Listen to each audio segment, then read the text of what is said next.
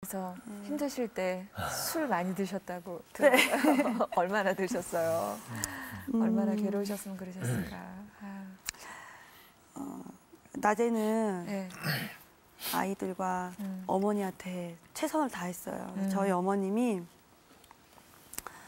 80살의 나이에도 불구하고 주변 분들이 거의 인정을 하시는 굉장히 강한 분이세요. 그런 어머니를 모시고 어머니에게 낮에는 웃고 순종하고, 그리고 또 아이들과 이렇게 지내고 나면 밤이 되면 이렇게 기운이 다 빠지는 거예요. 왜냐면 그게 내가 기쁨이 아니었고 그렇죠. 그냥 내가 결단하고 내가 의지대로 가는 거였기 때문에 그 기쁨이 아니었기 때문에 밤이 되면 너무 외롭고 공허하고 힘들었어요. 그래서 아이들이 자는 거 확인하고 어머니 주무시는 거 확인하고 낮에 몰래 사놨던 술을 가방에서 이제 꺼냈죠. PT병으로 맥주 2개, 3개를 기본으로 마셨어요. 마시고 그것도 이제 성이 안 차면 양주 꺼내서 또 한두 잔씩 먹고.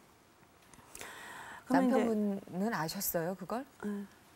처음에는 몰랐어요. 네. 처음에는 몰랐는데 아침에 어느 날 일어나 보니까 머리맡에 그 눈물 닦은 휴지가 소복히 쌓여 있더라고요. 그러니까는 한 몇 시간은 울었던 것 같아요. 그러니까 아주 그 휴지 한 통을 다 쓰니까요. 그런데 이제 알게 되면서 이제 유심히 보니까 그게 매일 그러는 거예요. 매일 저녁 되면은 가족들 다 자고 나면은 그 밤 시간에 혼자서 술 마시고 울고 그러고 있는 거죠. 매일. 제가 선택할 수 있는 건 술밖에 없는 거예요. 근데 그게 굉장히 심각해져서 머그잔에다가 맥주를 따라 놓고 낮에도 먹는 상황이 왔어요. 술을 먹지 않으면 너무 불안한 거예요. 어렵고. 네. 술을 먹으면 그나마 사실은 잊을 수 있는 게 아닌데도 어떤 감정이라든가 술 기운에 취해서 그런 감정 상태가 좋아서 계속 술을 찾았던 것 같아요. 근데 죽을 것 같더라고요, 계속. 하루하루 가식적으로 사는 것 같고, 이러다가 언젠간 가정이 깨질 것 같고, 제가 그토록 원했던 건 평범한 가정이었거든요. 지금 저의 삶의 모습은 결국에는 평범하지 못한 모습으로 남들과 다른 모습이지만, 그래도 그 가정을 끝까지 지키고 싶다는 그 생각 하나로만 계속 버텨왔어요. 근데 그거가 하나의 이제 끈이 술이었던 것 같아요. 근데 남편이 이제 괴로워하더라고요, 어느 순간부터. 맨날 우울한 발라드 음악을 틀어놓고 술을 먹고 울고 있는 모습 속에서 남편이 참 많이 괴로웠을 거라고 생각이 들어요. 그래서 남편이 이제 물어보더라고요. 어떻게 하면 너 정말 술 끊을래? 내가 너 술 끊을 수 있는 거라면 다 도와줄게. 물어보더라고요. 근데 한동안 20살이 되면서 신앙을 하나님을 멀리 했는데 내가 너무 힘든 상황이 오니까 교회를 가고 싶은 거예요. 근데 혼자 갈 자신이 없더라고요. 그래서 내가 교회를 가주면 술을 끊을 수 있을 것 같아 라고 얘기를 했죠, 남편한테. 그래서 교회를 10번만 가주겠다고 약속하셨다면서요. 근데 오늘 여기까지 나와 계시네요. 네. 하나님의 네. 섭리가 놀라워요. 저는 왜 하필이면 10번만 네. 신앙에 대해서 아주 거부감이 많았거든요. 그랬군요. 그 신앙이 믿어지지가 않았어요. 그걸 믿는 사람들도 좀 마음이 좀 심약한 사람들 같은 느낌이고 마음이 약하니까 믿는 무언가에 거다. 의존하려고 하는 사람들. 네. 그 당시에는 또 저는 저 자신을 너무 믿었던 것 같아요. 그랬는데 아내가 이제 술을 끊을 길이 교회를 나가면 끊겠다고 하니까 그럼 내가 같이 가줄게. 교회 아는 사람도 한 명도 없었거든요. 다행히 집 근처에 교회가 있어서 거기 가고 싶다고 하니까 네. 그럼 내가 같이 가줄게 하고 따라간 거죠. 근데 보디가드. 10번도 네. 안 가서 뭐 몇 주 만에 아주 대사건이 터졌습니다. 어떻게? 그런데 이제 교회를 갔는데 저는 너무 어색하죠. 그렇겠죠. 교회 문화에 대해서 아무것도 모르니까. 그러니까 그때 아주 생전 처음 일어난 거예요. 처음으로 간 거예요. 뭐 크리스마스 때 뭐 사탕 한 개 그런 것도 가본 적이 그런 것도 없고. 전혀 없었어요. 아, 얼마나 어색했겠어요. 그러니까는 이제 교회를 같이 들어섰는데 네. 모르는 사람들이 아는 척하는 거 그거 너무 어색하고요. 환영해 주는 것조차도. 나를 모르는 사람인데 인사를 하니까 네. 예, 만날 때마다 인사를 하는 거예요. 네. 근데 저희들은 모르는 사람하고는 인사를 안 하거든요. 예, 그런데 아내가 거기 그 성경 모임에다가 네. 저 몰래 등록을 해놓은 거예요. 아, 10주간 이렇게 함께 매주 네. 모여서 예배 끝나고 나면은 이제 음. 성경 공부하고 그런 모임이었는데 그래서 거기를 가야 된다는 거예요. 그리고 이제 거기를 같이 가자고 그래서 또 아내가 가자고 그러면 또 같이 따라가고 네. 네, 그러면서 그 모임 속에서 예수님을 만나게 됐어요. 그런데 참 감사한 거는 네. 모든 남자들이 그런지 모르겠지만 저는 굉장히 그 어떤 논리적인 거, 이해가 되는 거, 그거를 많이 따지거든요. 이해가 안 되는 거를 이해하라 그러면 이해가 계속 안 되는 이해가 거예요. 안 되죠. 그런데 이제 굉장히 이성적이다. 네, 네. 그 성경 모임에서 그런 그 이해가 안 되는 부분을 이해할 수 있도록 이렇게 설명을 해주더라고요. 네. 저는 그런 설명을 처음 들어봤어요. 무슨 하나님이 누구신가, 나는 누구인가, 예수님은 누구신가, 이런 이야기들. 그러고 기도는 어떻게 하는가, 네. 또 교회란 무엇인가, 그런 거를 설명을 조목조목 해주더라고요. 그러니까는 저는 그때 이제 성경에 대해서 설명을 들으면서 성경이 사실일 수 있겠다. 저는 거부를 했거든요.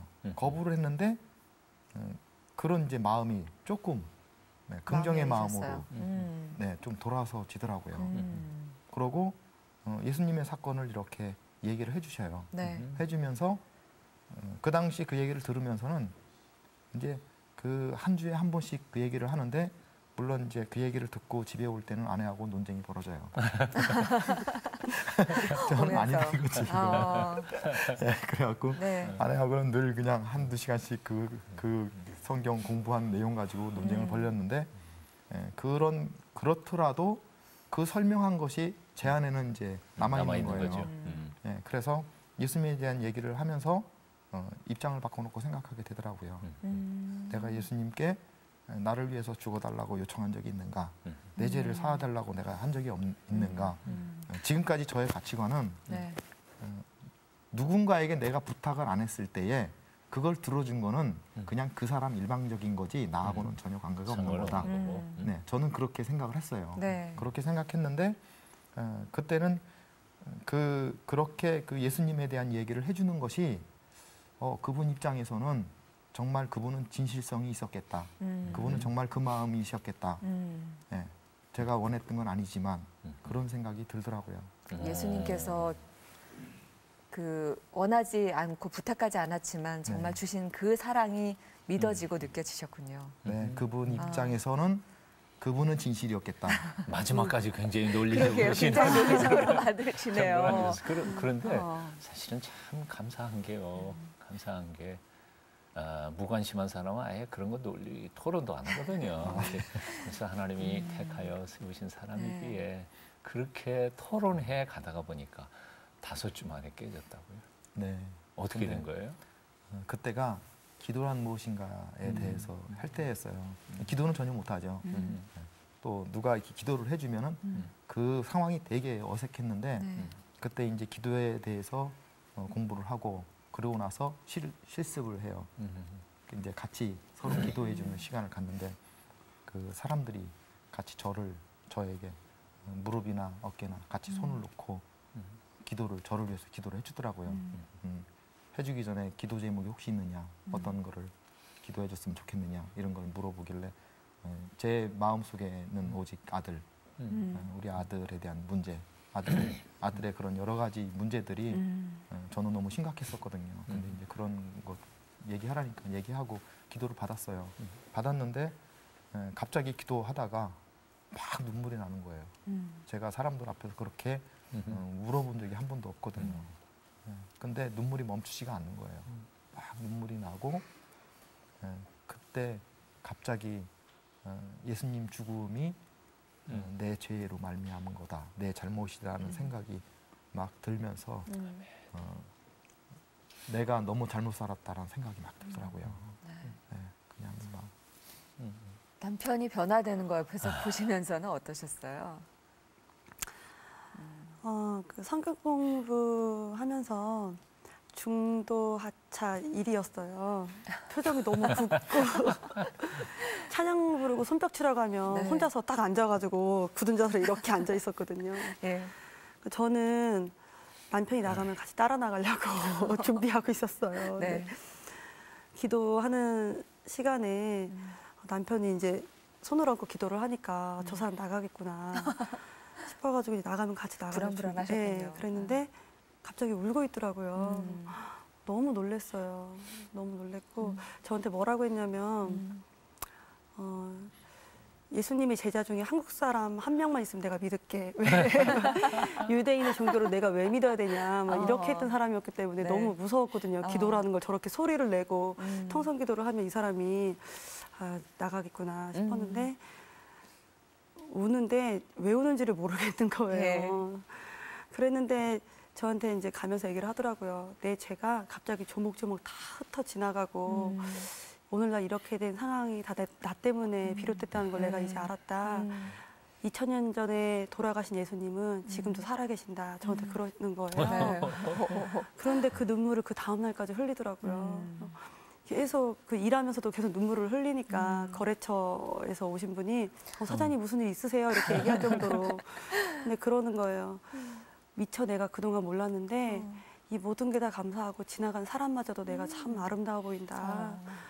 하나님이 나를 위해서 이렇게 예비하셨구나 하는데 근데 감사하면서도 정말 변한 게 맞는지를 처음에는 잘 모르겠더라고요. 갑자기 확 변하니까 네. 사람이. 근데 정말 하나님이 만지신 게 맞더라고요. 갈수록 이, 남편이 예수님 이야기를 계속하고 눈물을 흘리는 모습 보면서 너무 감사했고 이런 기적이 내 주변에도 일어나는구나 그런 생각을 하게 됐죠. 아버지가 엄하게 자식을 기르면 그 자식이 효자로 자란다라는 생각을 했었어요. 아들 앞에 무릎을 꿇었어요. 처음에 아이가 놀라더라고요. 우리 아빠가 그런 사람이 아닌데 절대 아들한테 사과를 하는 사람이 아니거든요. 나를 용서해달라고. 우리 아들이 이렇게 된 거는 다 나 때문에 그렇다고.